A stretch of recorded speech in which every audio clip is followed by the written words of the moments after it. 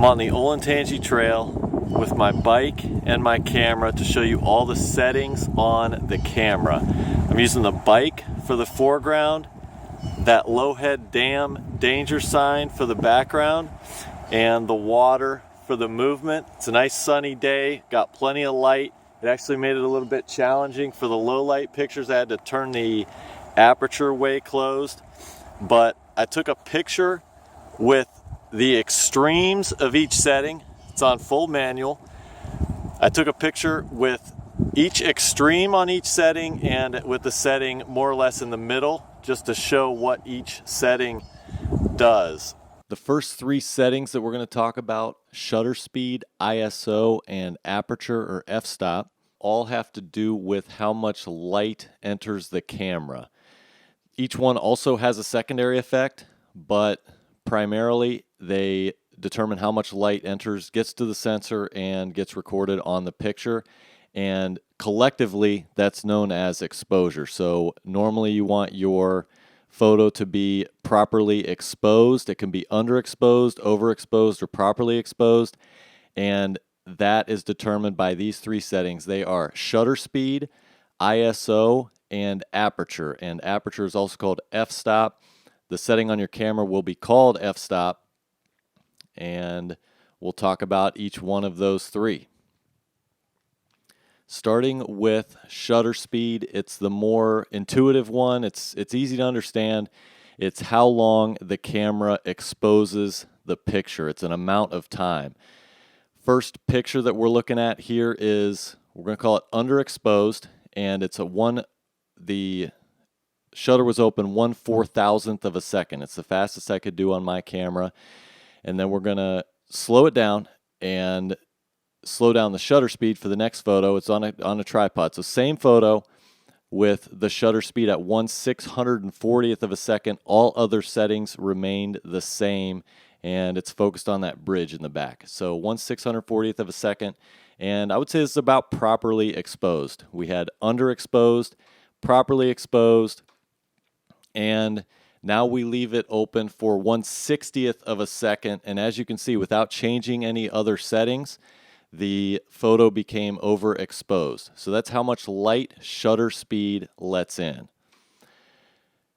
Now, to show the secondary effect of shutter speed, we're going to use this motion of the water. It has to do with motion, so shutter speed lets light in or doesn't, and then it also affects how motion comes through on the photograph.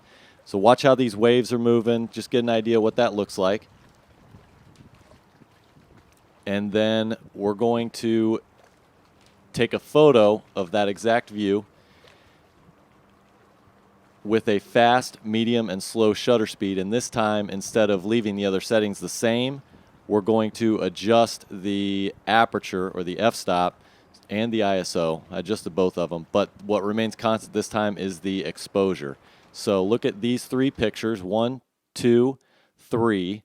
It's the same picture and the same exposure. You don't see the light change a lot, but look at the waves in number 1. That's 1/640th of a second for the shutter speed, and you can see all the detail. It doesn't even look like that water is moving. We know it is because it's water, but it doesn't look like. It's very clear, very crisp. You can see all the details.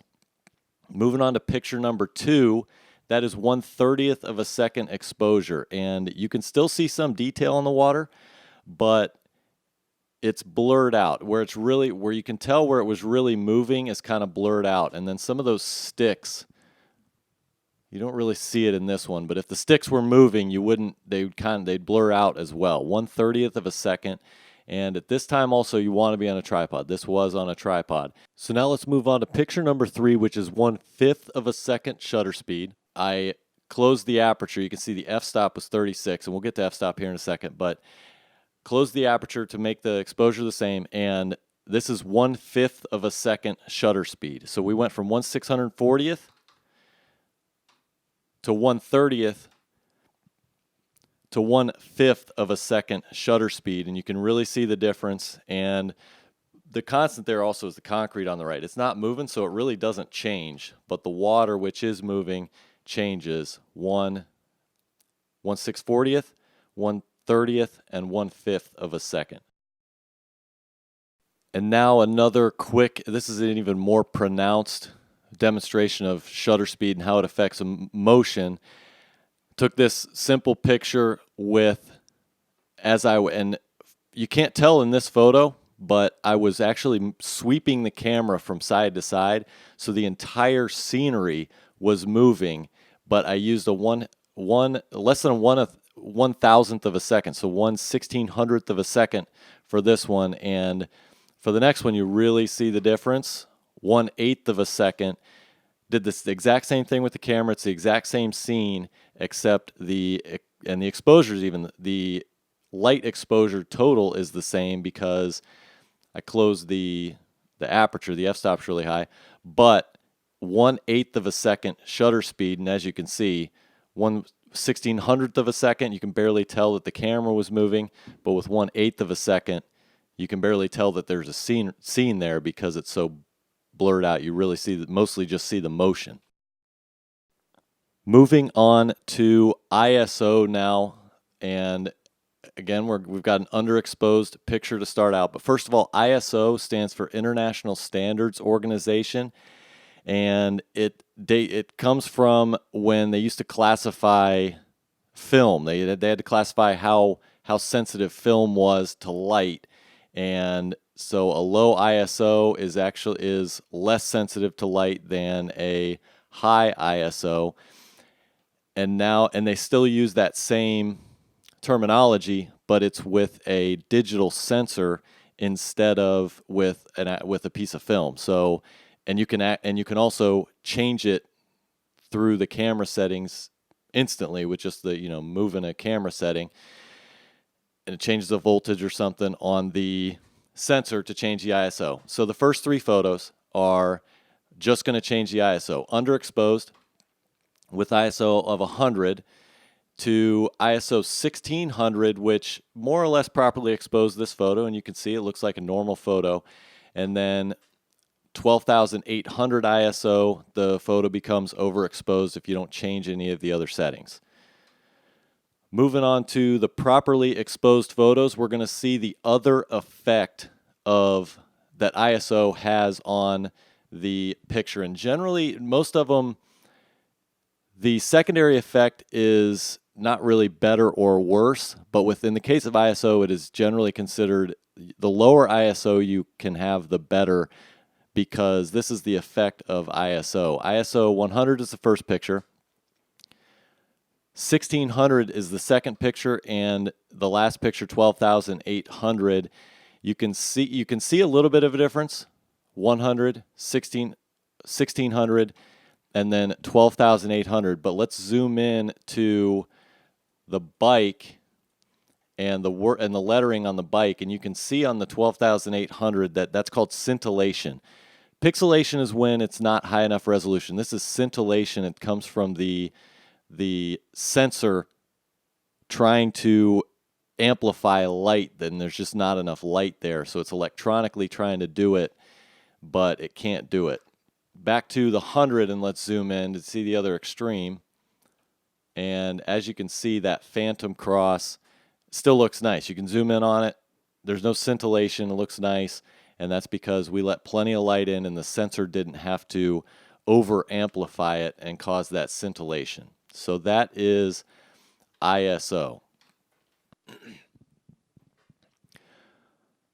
All right, now we're on to f-stop, and f-stop is synonymous with aperture. I looked it up what they mean one time.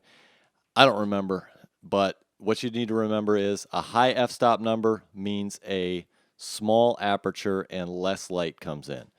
So here our first picture is with an f-stop of 25, which is a small aperture, and it's a little bit underexposed. It doesn't really actually look that underexposed, but it's a little bit. F-stop of 16, we opened it up a little bit, and it's properly exposed right here, more or less. Not changing any other settings, just open up the aperture to a 4.0, and as you can see, very much overexposed. We let too much light in. The f-stop was too low, the aperture was too wide open, and the photo is overexposed. And now we're going to get to the really the fun part of a DSLR. One of the effects that a nice camera will do that a not nice camera won't. Let's look at what happens when you focus on the foreground versus the background. Foreground, background, foreground, background. You see that difference really big? No. You really can't tell the difference, but I did that on purpose. This is foreground and background with an f-stop of 36. The aperture is very much closed.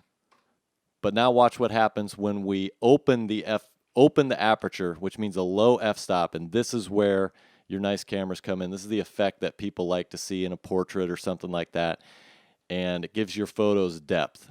So f-stop of 5.6, and only between these two photos, only change the focus. This is focused on the foreground, background.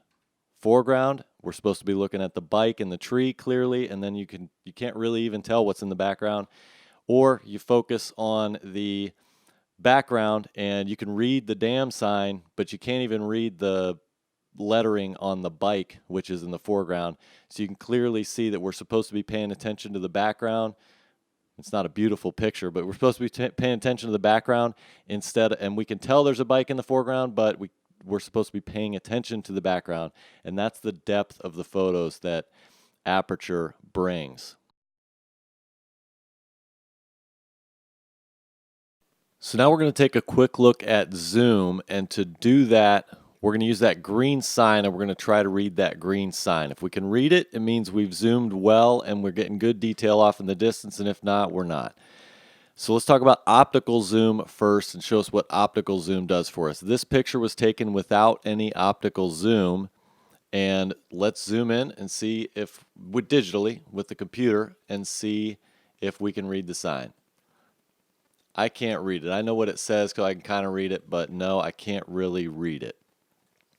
So then let's go to the picture, and I did use optical zoom on this. I went to 55 millimeter focal length on the lens, and the answer, it says Olentangy Trail, and on the top, I actually don't know what that says. It says bicycle, maybe backyard, but it definitely says Olentangy Trail, so we can read it.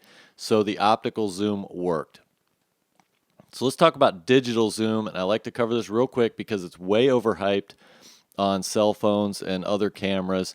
What a cell phone or a digital camera is actually, a digital zoom on a camera is actually doing is, it's just doing what we can do on a computer after we've taken the picture anyway. I can zoom in forever on this thing. I don't know how far we can zoom, but I can zoom in forever on this thing on the computer, but you don't get any more detail. The only way to get more detail off in the distance is optical zoom with glass on the camera.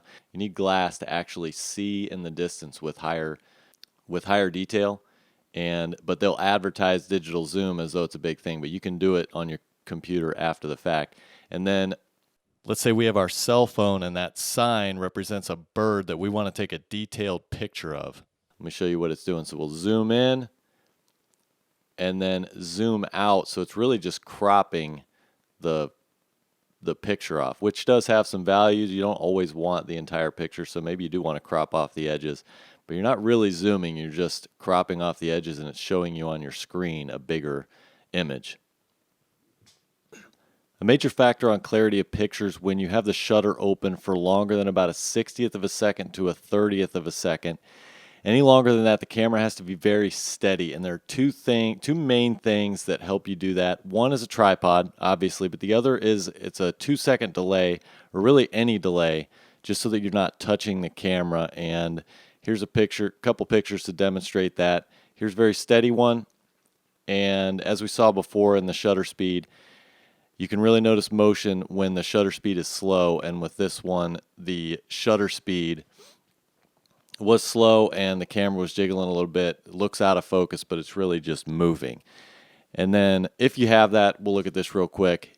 You can leave the shutter open. My camera will do up to 30 seconds, and then if I plug it into something, it'll go as long as I want. It'll expose for up to 30 seconds, and you can let in a lot of light, see the stars, and here's a time lapse. You can actually see the rotation of the Earth as the stars move. There's 7 pictures. So that's one of the things you can do with a tripod. Mine was 20 bucks. I definitely recommend a tripod if you're going to have a camera like this.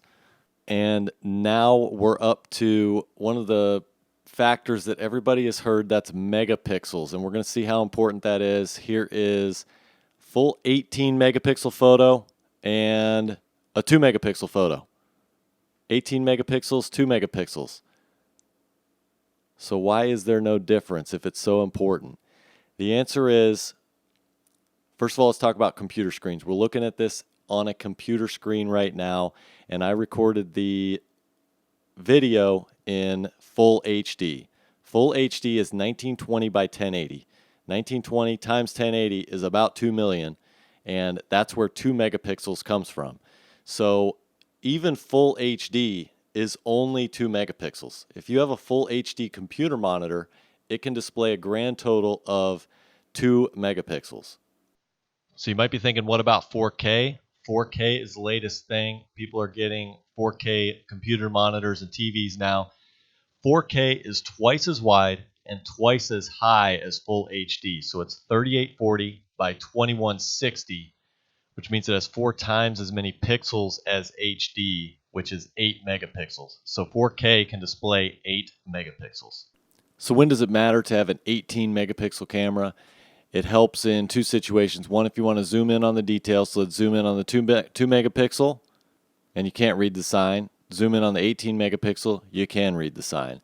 And then also, if you want to do a print, the rule of thumb is 300 dots per inch, and my camera takes pictures that are 5184 by 3456 at 300 dots per inch. You just divide each of those numbers by 300, and you come up with about 17 inches by 12 inches. So I can blow up a photo quality print up to 17 by 12. You can go bigger than that. It'll just start to look a little bit pixelated. It won't be as detailed.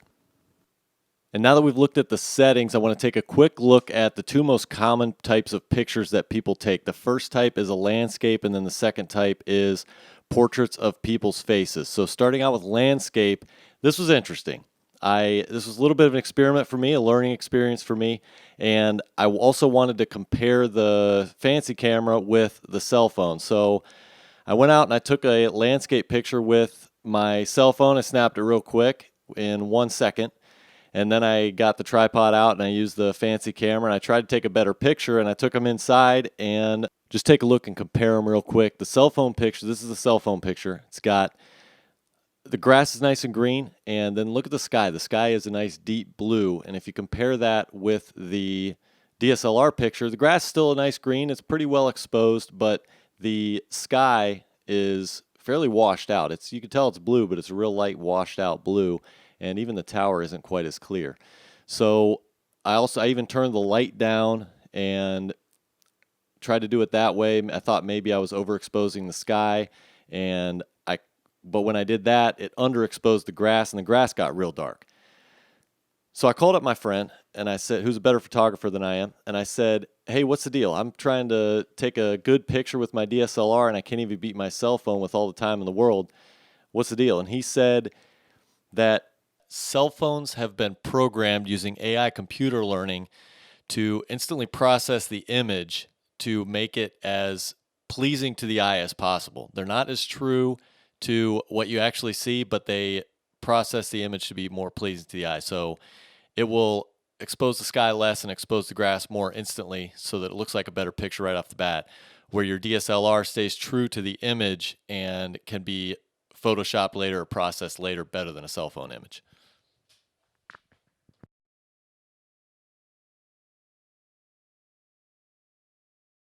So finally, let's give the DSLR a chance here and take a picture that plays to its strengths and shows us what the DSLR can do that the cell phone can't do. And remember that f-stop equals aperture, and when the f-stop number is large, the aperture is small, and vice versa. And this series of 3 photos was taken with a large aperture, which means a small f-stop number, and a shallow depth of focus. Thanks a lot. I learned a lot taking these series of photos and seeing what the different settings do. I hope you did too, and I hope this helps you get the value out of your DSLR camera.